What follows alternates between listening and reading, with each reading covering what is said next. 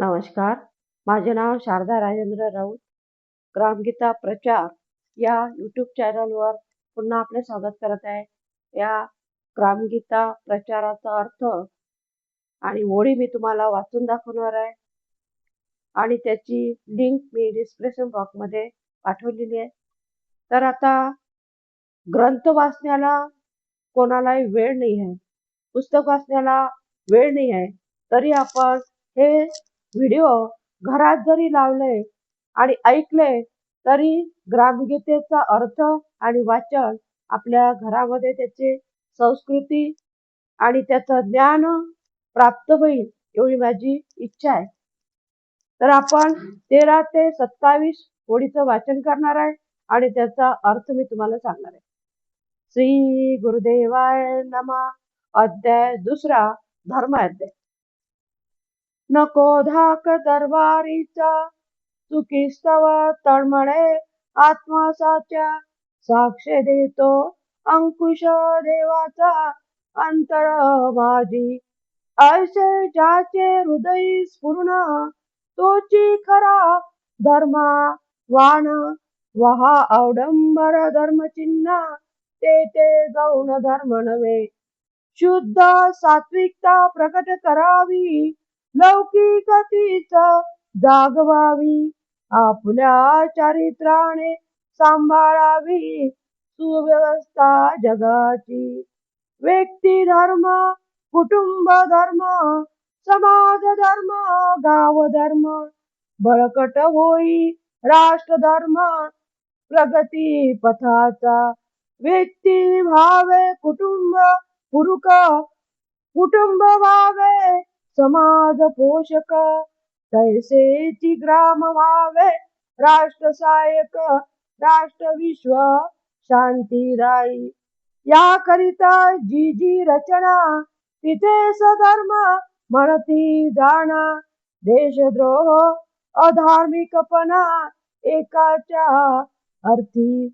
मुख्य धर्माचे लक्षण त्यात अहिंसा सत्य धर्म, अपरिग्रह ब्रह्मचार्य दान, तारतम्य युक्त, निर्भयता शरीर श्रम, परस्परासी अभेद प्रेम, पूरक व्हाया विद्या सत्कर्म कलांसाठी.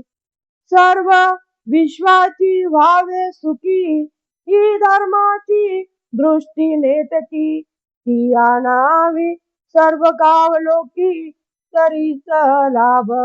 विश्वाचा घटक देश गाव हाची देशाचा अंश.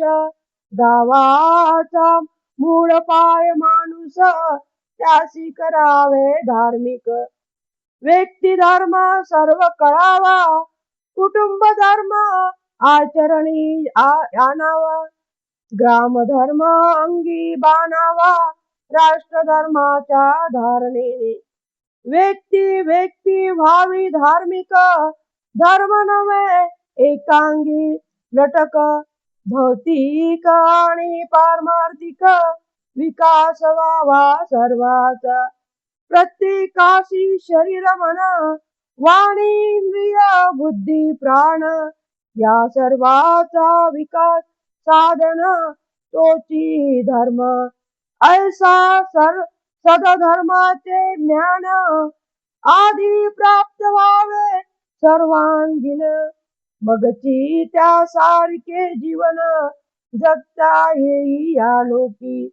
यासाठीच आश्रम व्यवस्था पूर्वजांची उत्तम प्रथा. आरंभी मिळे धर्माची सेवा पुढे जीवन धर्ममय. आता 13 ते 27 ओळीचं वाचन झालेलं आहे. त्याचा अर्थ फार महत्वपूर्ण आहे, तो सर्वांनी लक्ष देऊन ऐकावे. काही चूक घडली की त्याबद्दल ज्याला पश्चाताप होतो त्याला तलवारीची भीती कशाला. कारण अंतःकरणात खऱ्या खोट्यांची साक्ष देणारा ईश्वराचा अंकुश असतो. ही जाणीव ज्याच्या हृदयात नित्य जागृत आहे तोच खरा धार्मिक. ही जाणीव ज्यांच्या हृदयात नित्य जागृत आहे तोच खरा धार्मिक. धर्माच्या नावाने घेतलेल्या बाह्य वेशाला इथं महत्व नाही. वेश धर्म नसून चिन्ह आहे. सात्विकतेची शुद्ध स्वरूप प्रगट करून समाजात देव रुजवावे, जागवावे आणि आपल्या सदचरणाने जगाची सुव्यवस्था आपल्याकडून सांभाळावी. असा व्यक्तिधर्म, कुटुंब धर्म, समाज धर्म, गाव धर्म व त्यायोगे राष्ट्रधर्म आपल्या विकासासाठी बळकट होईल. त्यासाठी व्यक्ती कुटुंबाचा उन्नतीस सहाय्यक तसेच कुटुंब समाजाला, समाज गावाला व गाव देशाच्या उन्नतीस सहाय्य होईल. या उन्नती कर्माची ही रचना पद्धती आहे, त्याला धर्म असे म्हणतात. व या उलट देशात असमाधान होईल अशा अन्याय वर्तनास अधर्म म्हणतात. निस्वार्थ त्याग, इतरांना आपणच कुटुंब दुःखी होणे, खरेपणा आवश्यकतेने शिवाय संग्रह न करणे, ब्रह्मचर्य आदी वेळ प्रसंगानुसार तारतम्याने जी तत्वे आचरल्या जातात त्यास मुख्य धर्म म्हणतात. सन्मार्गात कशाची भीती न ठेवणे, सन्मार्गात कशाची भीती न ठेवणे, शरीराने सेवा श्रम करणे, परस्परात अभेद प्रेम मिलाप व विद्या कला सत्कर्म, परस्परांना उन्नती कारक होणे, विश्वात सुख शांती निर्माण व्हावी हा धर्माचा शुद्ध उद्देश लोकांच्या आचरणात येईल. जगातील एक भाग, देशाचा छोटा भाग म्हणजे गाव व गावाची मूळ रचना माणसाच्या आचरणातून निर्माण होते. म्हणून प्रथम माणसातच आचरणाने धर्म रुजला पाहिजे. आपापले कर्तव्य सर्वांना कळावे, आपापले कर्तव्य सर्वांना कळावे, त्यायोगे कुटुंबाची व पुढे ग्रामाची उन्नती देशाच्या ध्येयाने घडावी. अशी एक एक व्यक्ती सर्वांगाने धार्मिक व्हावी. धर्म एकांगी नसून सर्वांगीण उन्नतीचा तत्व आहे. म्हणून सामाजिक व आर्थिक व पारमार्थिक मार्गात त्याद्वारे सर्वांचा विकास व्हावा.